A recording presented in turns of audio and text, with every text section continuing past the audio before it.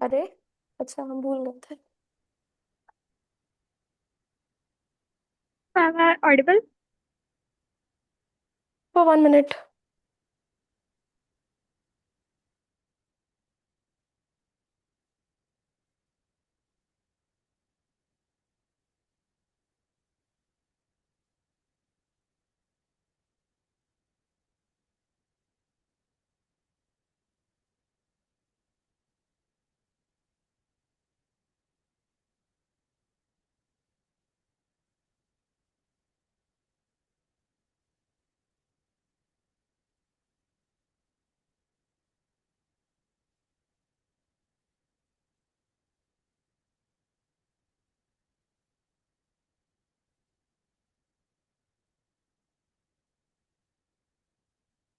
ठीक। हाँ, क्या तुम लोग में क्या टॉपिक्स थे? मतलब यही सब तो टॉपिक्स रहे होंगे ना, classification of plants, classification of animals. Yes, ma'am, but हमें कुछ और तरीके से एक्सप्लेन किया था। क्लासिफिकेशन तो रहा ही होगा, ठीक है, हम बता देते हैं। देखो, क्लासिफिकेशन, एनिमल्स का क्लासिफिकेशन क्यों किया जा रहा है? क्योंकि हमें ये देखना है, क्योंकि हमारे हमारे अर्थ पे बहुत बहुत ज्यादा इम्यून, बहुत ज्यादा नंबर में एनिमल्स हैं। ठीक है, बहुत ज्यादा स्पीशीज हैं हमारे हमारे अर्थ पे। 7 to 8 million species are present on our earth. इस वजह से हमको क्लासिफाई करना पड़ रहा है, क्लासिफिकेशन करना पड़ रहा है। ठीक है, that is the need of classification. अब हम लोग यहाँ पढ़ रहे हैं बेसिस, किस बेसिस पे हम क्लासिफाई करेंगे। हम लोगों ने देख लिया कि क्यों क्लासिफिकेशन जरूरी है। क्यों? क्योंकि इतनी ज्यादा वाइड वेराइटी में अगर स्पीशीज होंगी तो उनको पढ़ना हमारे लिए एक एक करके पॉसिबल नहीं है। It's not possible for us to study individual species. So we have to classify them in a group, and then we will study about each species, about each group. Okay. So the topic is basis of classification. क्यों? क्योंकि animals को हमें पढ़ना है। अब हम किस basis पे करेंगे? देखिए, लिखा हुआ है।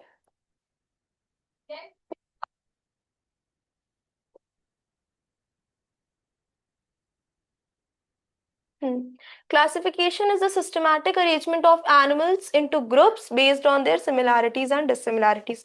ठीक है, ये तो पता ही है कि अगर हमें दो स्पीशीज को क्लासिफाई करना होगा तो हमें उनकी सिमिलैरिटीज और डिसिमिलैरिटीज को देखना पड़ेगा। अब हम क्या क्या क्राइटेरिया यूज करेंगे एनिमल्स को क्लासिफाई करने के लिए, एनिमल्स का क्लासिफिकेशन करने के लिए हम क्या क्या क्राइटेरिया उसमें देखते हैं। जैसे अगर हमें दो एनिमल्स की स्पीशीज है और हमको उसको क्लासिफाई, उनको अलग अलग ग्रुप्स में डिवाइड करना है, क्लासिफाई करना है, तो हम क्या क्या क्राइटेरिया देखेंगे। First is body structure. उनका बॉडी स्ट्रक्चर कैसा है, हैबिटेट क्या है, उनकी फिजियोलॉजिकल फंक्शंस कैसे हैं उनके।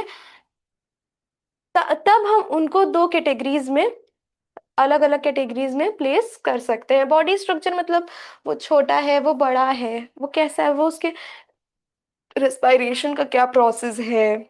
ठीक है, कुछ एनिमल्स ऐसे होते हैं जो गिल्स के थ्रू रिस्पायर करते हैं, कुछ लंग्स के थ्रू करते हैं, तो ये सारी चीजें बॉडी स्ट्रक्चर में आ जाएंगी। हैबिटेट, वो बहुत ठंडी जगह में रह रहा है, बहुत गर्म जगह में रह रहा है, ये सारी चीजें हैबिटेट में आ जाएंगी। फिजियोलॉजिकल फंक्शन, उसकी बॉडी में क्या क्या फंक्शंस हैं, अलग अलग फंक्शंस के हिसाब से हम उसको क्लासिफाई करेंगे और अलग अलग कैटेगरीज में रखेंगे।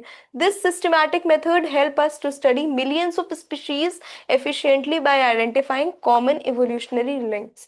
अब यही सब जो हमें क्राइटेरिया दिए हुए हैं, just like body structure, habitat, physiological functions, यही हमको हेल्प करते हैं अलग अलग एनिमल्स को आइडेंटिफाई करने के लिए। बहुत मिलियंस, ट्रिलियंस ऑफ स्पीशीज हैं, उनको हमें आइडेंटिफाई करना पड़ेगा ना। तो यही सारे क्राइटेरिया हैं एनिमल्स को क्लासिफाई करने के लिए अलग अलग ग्रुप्स में। ठीक है, अब इवोल्यूशनरी लिंक्स मतलब इवोल्यूशन हुआ है। देखो, एनिमल्स का इवोल्यूशन हुआ है, जैसे we also come in animals. ठीक है, हम एनिमल्स में ही आएंगे। सॉरी सॉरी सॉरी, हाँ, we don't come in animals, हम एनिमल सेल में पहुंच गए थे, सॉरी। देखो, एनिमल्स का इवोल्यूशन हुआ है। देखो, अलग अलग एनिमल्स हैं, डॉग है, मंकी है, अलग अलग एनिमल्स हैं, तो अलग अलग एनिमल्स का भी इवोल्यूशन हुआ है। पहले कुछ अलग तरीके के बिहेव करते थे, अब कुछ अलग तरीके का बिहेवियर शो करते हैं। पहले कुछ अलग टाइप के थे, अब कुछ अलग टाइप के हैं। ठीक है, तो एनिमल्स का भी इवोल्यूशन होता है। अच्छा, जसप्रीत आपको समझ में आ रहा है? Yes ma'am. ठीक है, अब यहाँ पे हमें एक टेक्सोनॉमिकल रैंकिंग सिस्टम दिया हुआ है, मतलब किस बेसिस पे हम उसको क्लासिफाई करेंगे, देखना भी। ये देख पा रहे हो तुम लोग, इसको हम लोग कहते हैं बायोलॉजिकल क्लासिफिकेशन।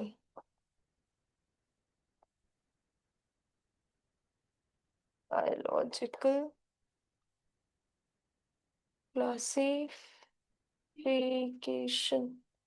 ठीक है, इसका सीक्वेंस आप लोग को याद होना चाहिए।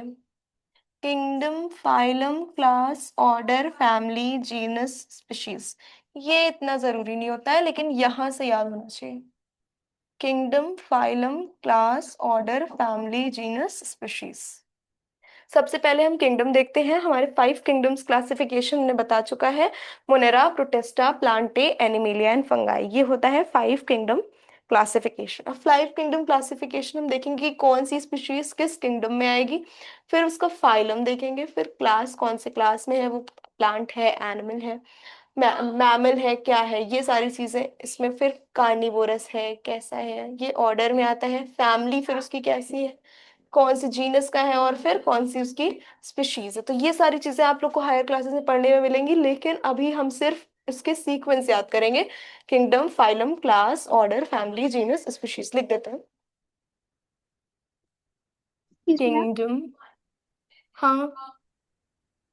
मैम मैंने ये सब कुछ नहीं किया है चैप्टर में। Sorry Jaspreet. Ma'am I have not done this thing in my chapter. Biological classification is not in your chapter. No ma'am. You can study, don't, you can just study the sequence. You have to only learn the sequence. Okay ma'am It but I will, have not done it. huh? But I have not done it, I was telling you that. You have to just learn the sequence. You have to not study it in details. Detailed. Okay. इतना detail में नहीं जाना है.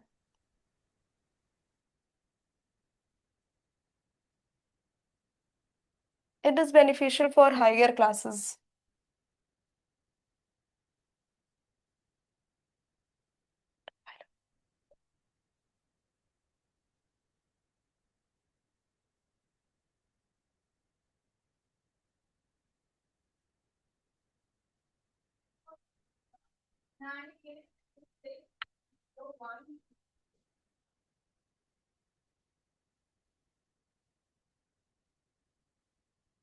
अच्छा, तुमको क्या नाम है, जसप्रीत, तुमको क्लासिफिकेशन ऑफ एनिमल समझ में आया कि किस बेसिस पे हम एनिमल्स को क्लासिफाई करते हैं? मतलब कुछ टेरेस्ट्रियल होते हैं, कुछ एम्फीबियंस होते हैं, ये सारे अलग अलग टाइप के एनिमल्स हैं, yes ma'am. Vertebrates, invertebrates.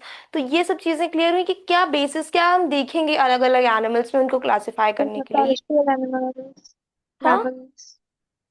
Ma'am, like terrestrial animals, aquatic animals, mammals. हाँ, ये सारे, तो ये सारे एनिमल्स को हम क्या, इनमें क्या क्राइटेरिया हम देखेंगे इनको क्लासिफाई करने के लिए, ये क्राइटेरिया समझ में आए? Yes, ma'am. क्यों हम क्लासिफिकेशन करते हैं, ये समझ में आया? Yes, ma'am. ठीक है, अब इस पे कुछ एमसीक्यूज हैं, देखो।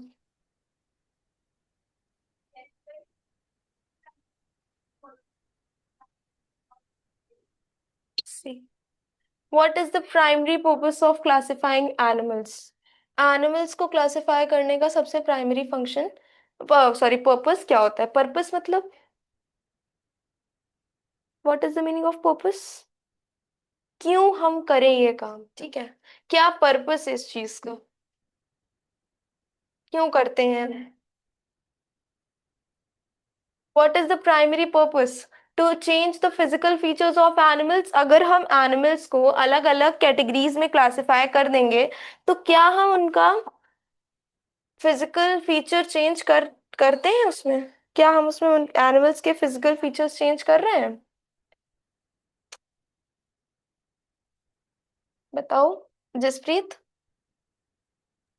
No ma'am. नो, तो इसमें से सही ऑप्शन क्या होगा?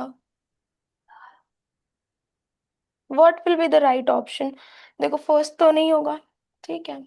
सेकंड, टू सिस्टमैट to systematically group them based on their similarities,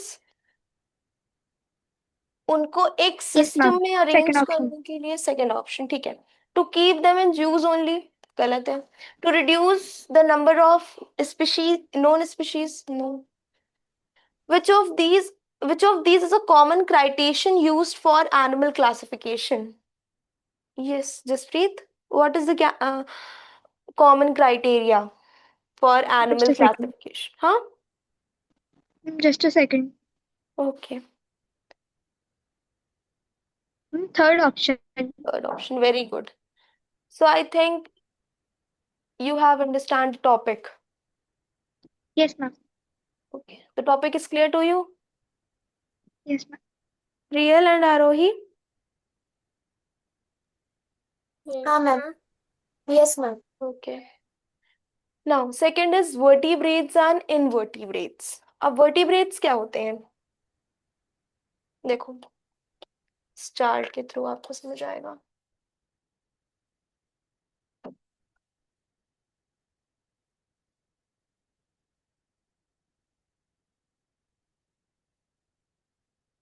देखो,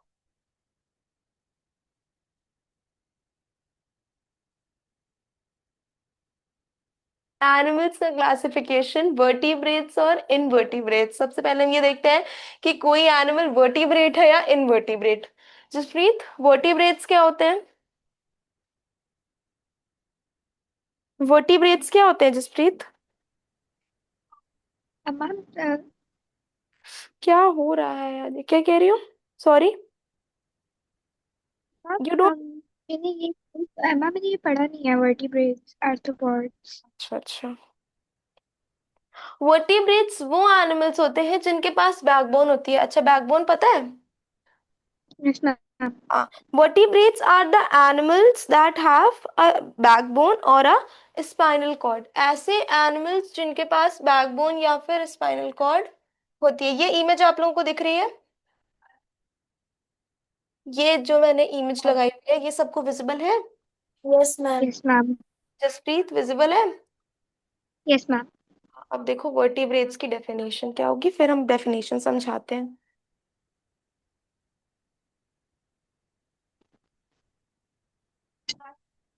Vertebrates are animals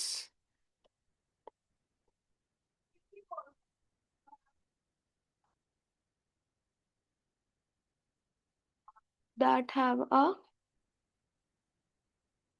backbone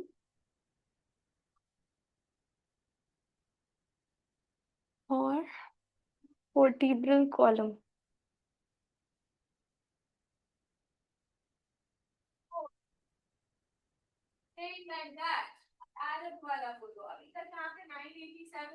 ठीक है, अब देखो वर्टिब्रेट्स की डेफिनेशन हमने क्या लिखी। Vertebrates are animals that have a backbone or vertebral column. ये चलो बैकबोन वर्टिब्रेट्स की डेफिनेशन हो गई, लेकिन बैकबोन करती क्या है, क्या काम है बैकबोन का? Backbone supports the body and protects the spinal cord. हमारे बॉडी में हमारे बैकबोन किससे, बैकबोन क्या होती है? बैकबोन के अंदर स्पाइनल कॉर्ड होती है, तो बैकबोन हमारे स्पाइनल कॉर्ड को प्रोटेक्ट करता है और हमारी बॉडी को सपोर्ट प्रोवाइड करता है। तो बैकबोन का क्या काम है? Function to support the body, to support the body and protects spinal cord.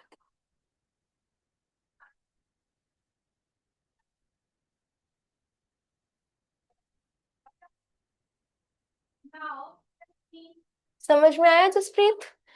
Vertebrates वो एनिमल्स होते हैं जिनके पास बैकबोन होती है। देखो, हमारे पास बैकबोन है ना, we have backbones, yes ma'am.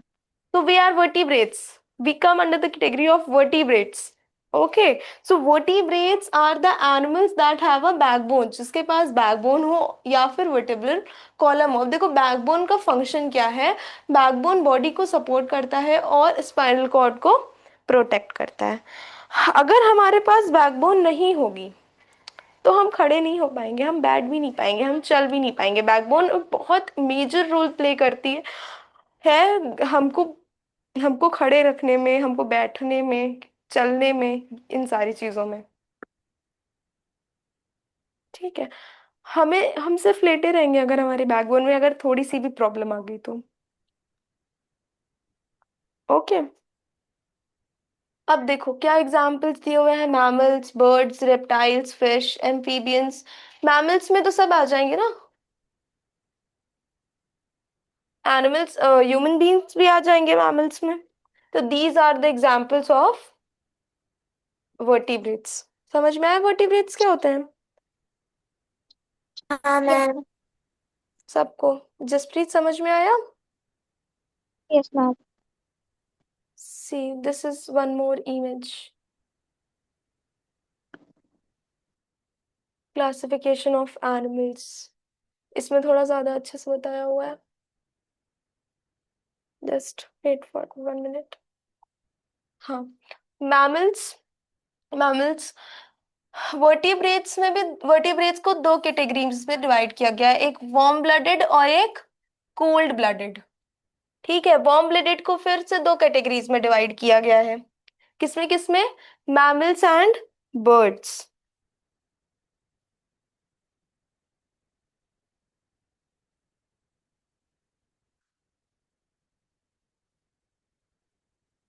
Mammals में कौन कौन है? Elephant, monkey, well. बर्ड्स में penguin, French and owl. Warm blooded animals जो होते हैं वो होते हैं जिनकी बॉडी का एक सर्टेन टेम्परेचर होता है। उनको हम लोग उनका लग ज्यादातर टाइम्स उनका एक ही टेम्परेचर रहता है। Warm blooded animals are the animals that maintain constant body temperature, जिनका एक कांस्टेंट बॉडी टेम्परेचर होता है उनको हम लोग वार्म ब्लडेड एनिमल्स कहते हैं। Regardless of the temperature of their surrounding, जो अपनी सराउंडिंग के हिसाब से अपना टेम्परेचर नहीं बदल सकते हैं, या उनका उनकी सराउंडिंग, जैसे हम हैं मैमल्स हैं, जैसे हमारे सराउंडिंग के हिसाब से हमारा टेम्परेचर नहीं चेंज होता है। लेकिन जो कोल्ड ब्लडेड एनिमल्स हैं उनका टेम्परेचर उनकी सराउंडिंग के हिसाब से चेंज हो जाता है। कोल्ड ब्लडेड एनिमल्स कौन कौन से? बर्ड्स होते हैं, these are the cold blooded animals. Jaspreet समझ में आ रहा है? Yes ma'am. Warm blooded animals कौन कौन से होते हैं? मैम जिनका mammals and, sorry body sorry, का टेम्परेचर चेंज नहीं होता वेदर के हिसाब mammals से। and birds are the examples of warm-blooded animals. Fish, reptiles, amphibians, these are cold-blooded animals. Cold-blooded animals वो होते हैं जो अपनी बॉडी का टेम्परेचर मेंटेन नहीं रख पाते हैं, उनका टेम्परेचर उनके इन्वायरमेंट के हिसाब से चेंज हो जाता है। देखो,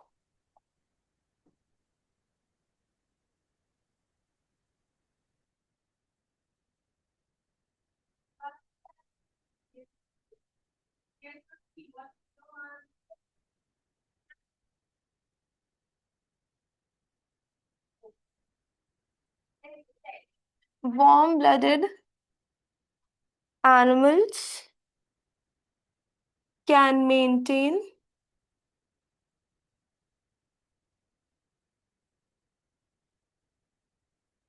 constant body temperature. Constant body temperature.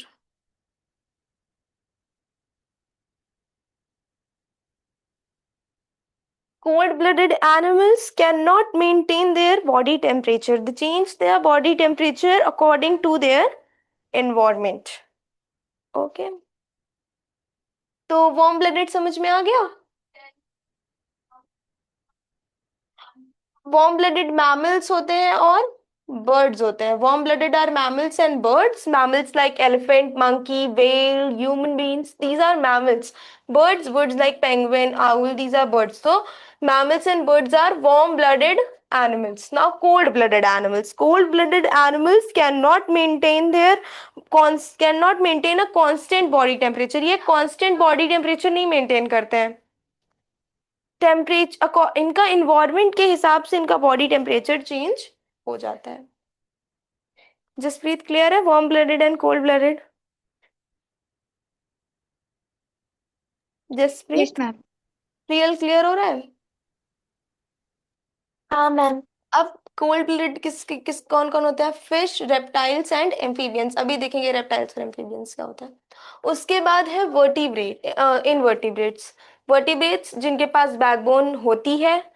और वर्टिब्रेट्स को भी दो पार्ट्स में डिवाइड किया गया है, वार्म ब्लडेड और कोल्ड ब्लडेड में. वार्म ब्लडेड कौन कौन से एनिमल कौन कौन होते हैं? मैमल्स और बर्ड्स वार्म ब्लडेड होते हैं. और cold blooded fish, reptiles and amphibians. इतना समझ में आ गया सबको? अब बढ़ते हैं इनवर्टिब्रेट्स की तरफ. इनवर्टिब्रेट्स वो एनिमल्स होते हैं जिनकी बैकबोन नहीं होती है. Invertebrates are the animals that do not have a backbone.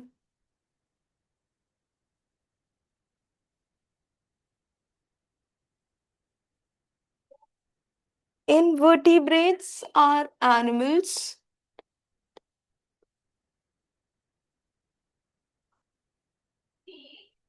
that do not have a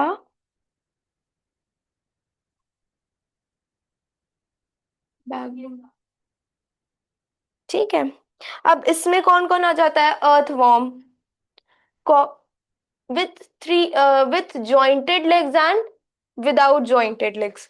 जिनके पास लेग्स जॉइंट है और जिनके लेग जॉइंट नहीं है. देखो अर्थवॉर्म है, लीच है, इन सब में लेग्स ही नहीं होते.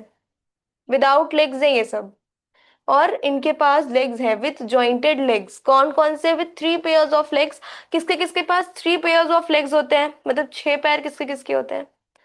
बीज, grasshopper and ladybug. Three pairs मतलब ऐसे. थ्री पेयर्स में सिक्स लेग्स होंगे. तो with three pairs of legs, इसके एग्जाम्पल कौन कौन है? Bees, grasshoppers and ladybug. With more than three pairs of legs. तीन पेयर से ज्यादा किस किस के लेग्स होते हैं? स्पाइडर. ओके. अब किसके पास लेग्स नहीं होते हैं? किन दो? देखो वर्टिब्रेट्स वो एनिमल्स जिनके पास बैकबोन नहीं है. वर्टिब्रेट्स को भी दो पार्ट्स में डिवाइड किया गया है. विथ जॉइंटेड लेग्स, जिनके लेग्स जॉइंट है, जिनके पास लेग्स हैं. और एक कैटेगरी है विदाउट लेग्स, जिन जिन एनिमल्स के पास लेग नहीं है. Worm like, non worm like. अब विदाउट लेग्स में भी दो टाइप्स है, वॉर्म लाइक और non worm like. Worm like में लीच, अर्थवॉर्म, ये दोनों वॉर्म लाइक के एग्जांपल्स हैं. Non worm like tape worm and fluke worm. Okay. Jasprit clear है? Vertebrates and invertebrates. Yes ma'am, yes ma'am. Any doubt in vertebrates and invertebrates? No ma'am, I am getting it. Okay.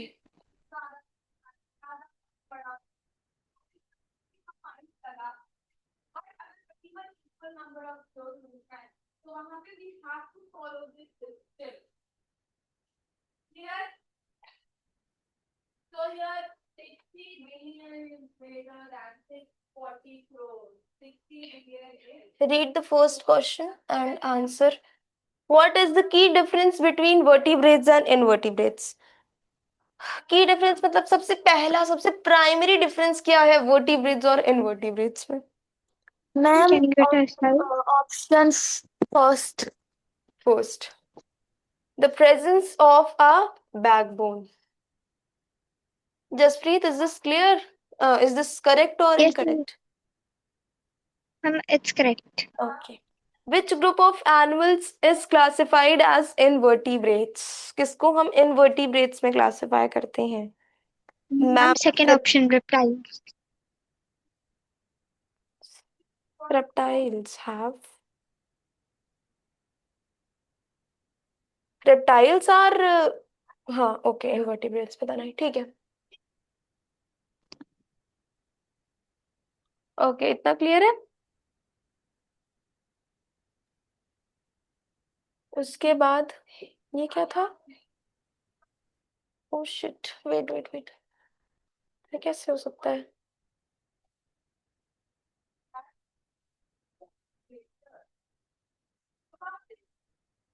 Terrestrial animals. अब first classification क्या है? Terrestrial animals. Terrestrial animals are organisms that live predominantly on or entirely on land. Terrestrial animals वो होते हैं जो पूरी तरह से लैंड पे ही रहते हैं। ठीक है, जो ज्यादातर, ज्यादातर प्रीडोमिनेंटली मतलब ज्यादातर या फिर एंटायरली पूरी तरह से जो लैंड पे रहते हो। They have involve specialised structures like lungs for breathing. अब ये जो टेरेस्ट्रियल एनिमल्स है जो पूरी तरह से या फिर ज्यादातर लैंड पे रह रहे हैं, वो क्या होते हैं, वो कॉम्प्लेक्स स्ट्रक्चर होते हैं उनकी बॉडी में, बहुत कॉम्प्लेक्स ऑर्गन्स होते हैं उनके। जैसे कि लंग्स है, lungs is a very complex organ. Okay, like lungs for breathing air and limbs for movement. ठीक है, एग्जाम्पल क्या क्या है मैमल्स के? लायन, एलिफेंट, कैमल, ये सब एग्जाम्पल्स हैं टेरेस्ट्रियल एनिमल्स के, which are adapted to various land habitats such as forest, grasslands and deserts। अब ये जो अलग अलग टेरेस्ट्रियल एनिमल्स हैं, इनकी अलग अलग एडेप्टेशन है, जैसे कि फॉरेस्ट है, ग्रासलैंड है और डेजर्ट है। ठीक है, टेरेस्ट्रियल एनिमल समझ में आया? Yes ma'am. जसप्रीत समझ में आया? Yes ma'am. Shall I explain again? फिर से समझाऊं मैं? जसप्रीत, तो मैं कहते व्हाट? तो मैं कहते okay, solve the first question.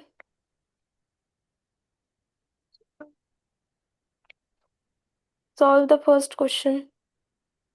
Second option lungs. Which primary? Good. Arohi, what will be the second answer? What will be the answer of second question? In which habitat would you most likely find a camel adapted for survival? In which habitat would you most likely find a camel adapted for survival? Ma'am ma'am desert. Desert. Good.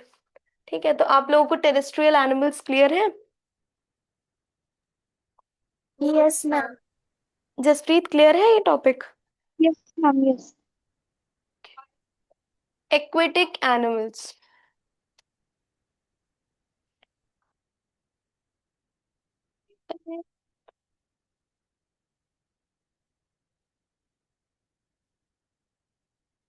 Aquatic animals means aquatic animals are those animals that spend their entire life cycle or a significant portion of it in water। Aquatic animals वो animals होते हैं जो अपनी life का ज्यादातर time पानी में मतलब वाटर में ही रहते हैं, या तो ज्यादा से या तो पूरी ही लाइफ वाटर में रहते हैं। मतलब एक्वेटिक एनिमल्स वो एनिमल्स होते हैं जो ज्यादातर वाटर में रहते हैं या पूरी लाइफ वाटर में ही रहते हैं। These animals possesses adaptation like gills. अब ये जो एक्वेटिक एनिमल्स हैं, इनमें क्या होता है? गिल्स होती हैं। मतलब इसमें ब्रीथ गैसियस एक्सचेंज के लिए, जैसे हम लोगों में लंग्स है, रेस्पिरेशन के लिए हम लोग क्या यूज करते हैं? लंग्स यूज करते हैं, लेकिन जो एक्वेटिक एनिमल्स है वो गिल्स का यूज करते हैं for extracting oxygen from water and streamlined bodies for efficient swimming. अब इनमें क्या होता है? गिल्स होती है ताकि वो ऑक्सीजन ले सके, कहाँ से? वाटर से। ये लोग जो एक्वेटिक एनिमल्स होते हैं, ये ऑक्सीजन कैसे लेते हैं? वाटर में जो ऑक्सीजन डिसॉल्व होती है वही ऑक्सीजन ये लेते हैं एक्वेटिक एनिमल्स। जो जानवर पानी में रहते हैं वो कैसे ऑक्सीजन लेते हैं, बताओ? हम विद गिल्स। गिल्स से लेते हैं। गिल्स से लेते हैं। हाँ मतलब वो प्रोसेस क्या है, मतलब गिल्स से तो लेते हैं लेकिन वो क्या मतलब वाटर में डिसॉल्व होती है ना, डायरेक्ट ऑक्सीजन वो हमारे एटमॉस्फेयर से तो नहीं ले सकते हैं। हम्म। तो वाटर से वो ऑक्सीजन लेते हैं, मतलब जो वो ऑक्सीजन वाटर में डिसॉल्व होती है वो ऑक्सीजन एक्वेटिक एनिमल्स लेते हैं through gills. Steam line body की होती है ताकि वो अच्छे से स्विमिंग कर सके। Common aquatic animals include fish, whales and octopus. Common aquatic examples कौन कौन से हैं? कॉमनली हम लोग जिन्हें जानते हैं, fish, whales, whale is a mammal, okay, octopus which inhabited both fresh water and marine environment. ये दोनों जगह पे रह लेते हैं, मतलब फिश, व्हेल्स, ऑक्टोपस, ये फ्रेश वाटर में भी और मरीन वाटर दोनों टाइप पे दोनों एनवायरमेंट में रह सकते हैं। समझ में आया एक्वेटिक एनिमल्स? यस मैम, आया। Jaspreet, I yes want you ma'am. To open your camera No, I because was putting my hand on the mute, on mute, but it's sorry you are not not audible. on that. मैं mute का button दबा रही थी, वो गलती से कैमरे का दब गया। वॉल्यूम का, आप वॉल्यूम तेज कर रहे हो? No ma'am. अच्छा। हाँ, what will be the answer of first question? Jordan. Which organ do most fish use to extract oxygen from water? Ma'am gills, third option. Good. Real, what will be the second option? Second answer. Ma'am option second. Hmm. Good. ठीक है, तो aquatic animal समझ में आया? Yes ma'am. Jasprit, समझ में आया yes topic? Ma'am. Okay. Yes ma'am. Next topic, aerial animals. Aerial animals जो ज्यादातर जो एयर में ही रहते हैं। Aerial animals are creatures that spend a significant amount of time flying in air. ये वो एनिमल्स हैं, ये वो ऑर्गेनिजम्स हैं जो अपनी लाइफ का ज्यादातर टाइम कहाँ बिताते हैं? एयर में बिताते हैं, उड़ते उड़ते बिताते हैं, मतलब लाइक बर्ड्स। ठीक है। These animals typically have light weighted bones. देखो जो एरियल एनिमल्स होते हैं ना, इनकी बोन्स बहुत लाइट वेटेड होती हैं। कैसे? देखो हमारी बोन्स हॉलो नहीं है, हॉलो मतलब खोखला होना। हमारी जो ह्यूमंस की बोन्स है वो हॉलो नहीं है। अगर हमारे बॉडी में मसल्स नहीं होंगी ना तो भी हमारा वेट ज्यादा होगा कंपैरेटिवली बर्ड्स के। ऐसा नहीं कि बर्ड्स छोटी हैं इसलिए, ये रीजन नहीं है। रीजन ये है कि बर्ड्स की जो ठीक है, रीजन तो ये है कि वो छोटी है इस वजह से उनका वेट कुछ कम होगा हमसे, लेकिन ये भी रीजन है कि उनकी बोन्स जो होती हैं बर्ड्स की वो हॉलो होती हैं। बर्ड्स की बोन्स हॉलो मतलब खोखली होती हैं, लेकिन हमारी बोन्स खोखली नहीं होती, हमारी बोन्स हॉलो नहीं होती हैं। ठीक है, तो लाइट वेटेड क्यों है? Because of hollow bones.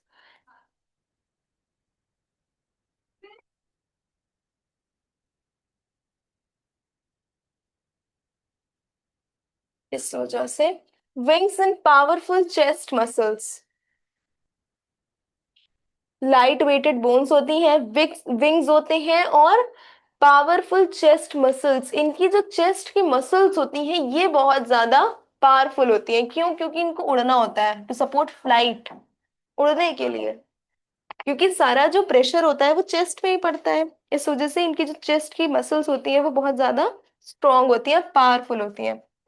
Birds, bats are many insects, and many insects are classified as aerial animals. Birds हैं, bats हैं और बहुत सारे insects भी aerial animals में ही classify किए जाते हैं। Utilizing the air for locomotion, hunting and migration। ये लोग air का use करते हैं locomotion के लिए, मतलब एक जगह से दूसरी जगह जाने के लिए, hunting किसी को मारने के लिए, अपना प्रे लेने के लिए, प्रे तो ये लोग एयर में, और माइग्रेशन के लिए। ठीक है। What is the migration? जो पता है, जब साइबेरियन क्रेन्स, साइबेरियन क्रेन्स वो ठंडी बहुत ठंडी जगहों पे रहती हैं। लेकिन जब हम लोग के यहाँ ठंडी होती है, तो जिस जगह पे वो रहते हैं वहां बहुत ज्यादा एक्सट्रीम ठंडी पड़ने लगती है, तो उस इन्वायरमेंट को वो लोग अडेप्ट नहीं कर पाती हैं, तो वो यहाँ आ जाते हैं इलाहाबाद में। देखा है ना ठंड के समय जब हम, ओ यू आर नॉट होम, हाँ, तो वो इलाहाबाद आ जाते हैं। इलाहाबाद में वो लोग फिर 3-4 महीने के लिए रहती हैं, क्योंकि फिर यहाँ इतनी ठंडी नहीं पड़ती है उस टाइम पे। जब हमारे क्या ठंडी पड़ती तो उनके क्या बहुत एक्सट्रीम ठंड पड़ती, तो वो माइग्रेट कर जाती हैं वहां से यहाँ तक। क्या यूज करती हैं? एयर का ही तो यूज करती है ना, उड़ के ही तो आती है। तो birds are aerial animals and use air for locomotion, migration and hunting. Okay, समझ में आया? Yes, ma'am. Jaspreet, any doubt? No, ma'am. Okay, so tell me the answer. Wait. Hmm, answer. What is a common physical adaptation found in birds to aid in flight? Heavy bones? The third option, lightweight hollow bone. Third option. Good. Which group of animals is primarily known for being aerial? Second option, birds. Sorry. Hmm. Second option. Birds. Okay. Aerial animals clear है? Yes, ma'am. Yes, ma'am. सबको clear है aerial animals? Yes, ma'am. Amphibians. Amphibians कौन होते हैं?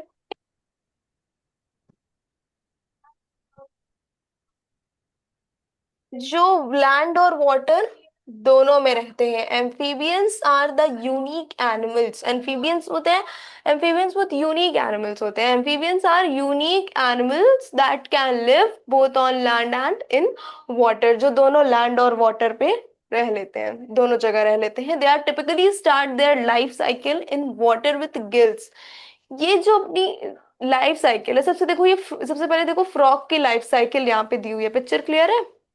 Wait, Yes, ma'am. Jaspreet, Priyal and Aarohi, picture clear है ये वाली? एक सेकंड रुको, No, ma'am. Yes, रुको। ma'am. नहीं, अभी क्लियर नहीं हो सकती क्योंकि हमने इसको बड़ा नहीं किया है। वेट वेट, इससे लिटरली परेशान हो चुकी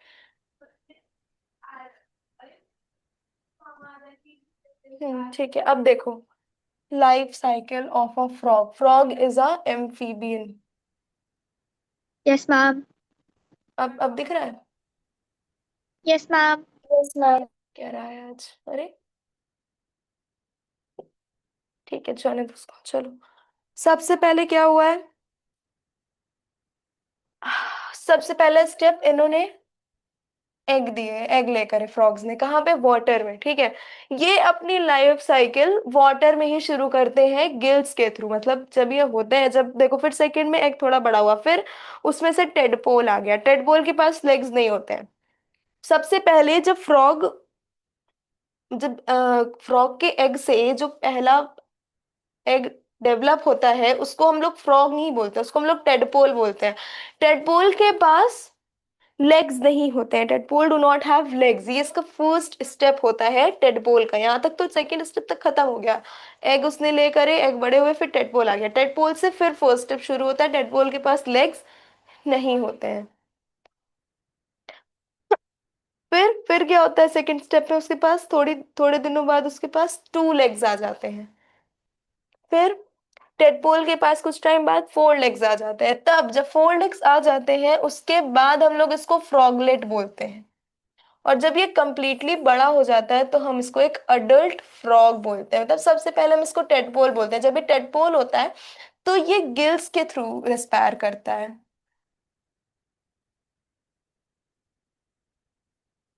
टेडपोल गिल्स के थ्रू रेस्पायर करता है, रेस्पायर थ्रू गिल्स, ठीक है।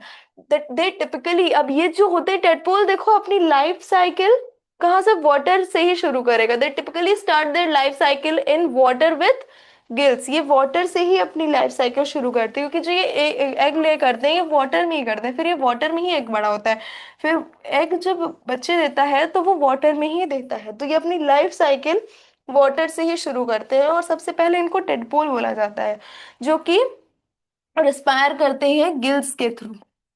ठीक है, गिल्स के थ्रू ये रिस्पायर करते हैं, and later developed lungs to breathe air as they transit on land. अब जब ये बड़े हो रहे हैं, जब इनके पास 2 लेग्स आ गए, 3 लेग्स आ गए, फिर ये फ्रॉगलेट जब आ गया, जब इसके पास 4 लेग्स हो गए, तब जब ये एक अडल्ट फ्रॉग में ट्रांसफॉर्म हो जाते हैं, तब इनके पास क्या आ जाता है रेस्पिरेशन के लिए? लंग्स। जब ये अडल्ट हो जाते हैं फ्रॉग, तब टेडपोल के पास लंग्स नहीं होते हैं। ठीक है, समझ में आया?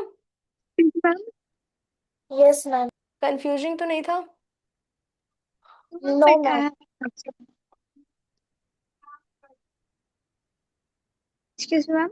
हाँ, मैम, इस सारे प्रोसेस को कितना टाइम लगता है? It's time taking. अडल्ट हो, देखो उसकी लाइफ साइकिल पे डिपेंड करता है ना, इट्स टाइम टेकिंग।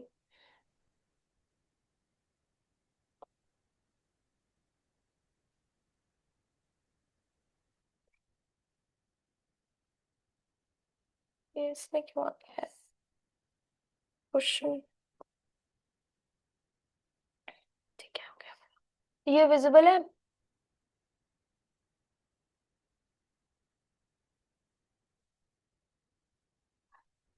अच्छा। अच्छा, वो थोड़ा प्रॉब्लम है लाइट का, इस वजह से। अच्छा जसप्रीत, आपको आज जितना पढ़ाया उतना क्लियर हुआ? Yes ma'am. कोई डाउट आज की क्लास में? कोई ऐसी चीज जो ना अच्छी लगी हो? No ma'am, I got it everything. हाँ। No ma'am. ओके,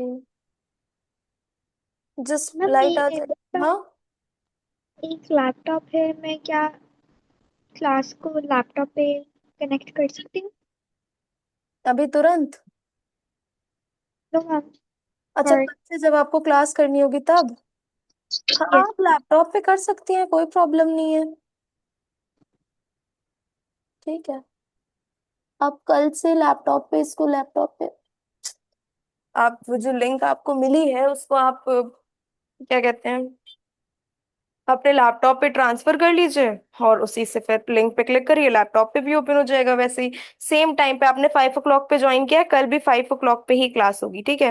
एक्चुअल में ये अभी हम लोग ने डिजिटली पढ़ाना नया नया शुरू किया है, तो लाइट जाती है तो ये बंद हो जाता है, तो इसके लिए हमें कुछ करना है। तो ये 2-3 दिन में प्रॉब्लम आपकी सॉल्व हो जाएगी। ठीक है, max 2-3 days। Okay Jaspreet. Okay ma'am. बाकी तब तक हम आगे बता देते हैं, फिर जो चीजें बची रह जाएंगी वो चीजें हम कल बता देंगे।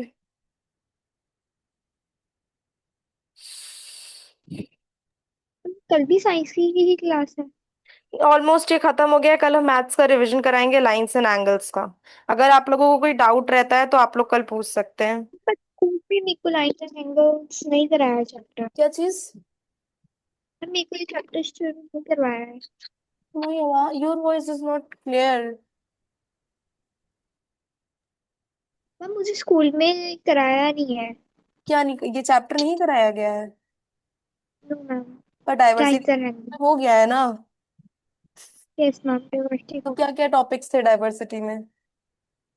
मैम, एक इसमें मैम हाफ चैप्टर एनिमल्स का था एंड हाफ चैप्टर प्लांट्स का था। हाफ चैप्टर कैसा था?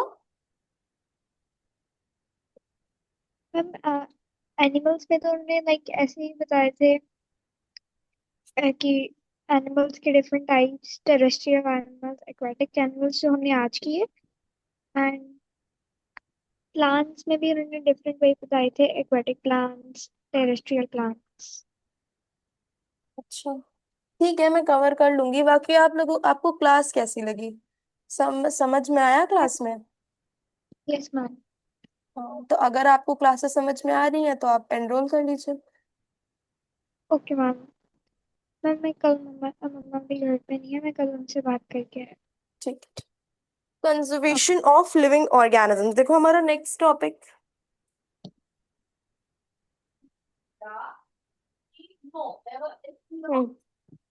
देखो हमारा नेक्स्ट टॉपिक है कंजर्वेशन ऑफ लिविंग ऑर्गेनिजम्स।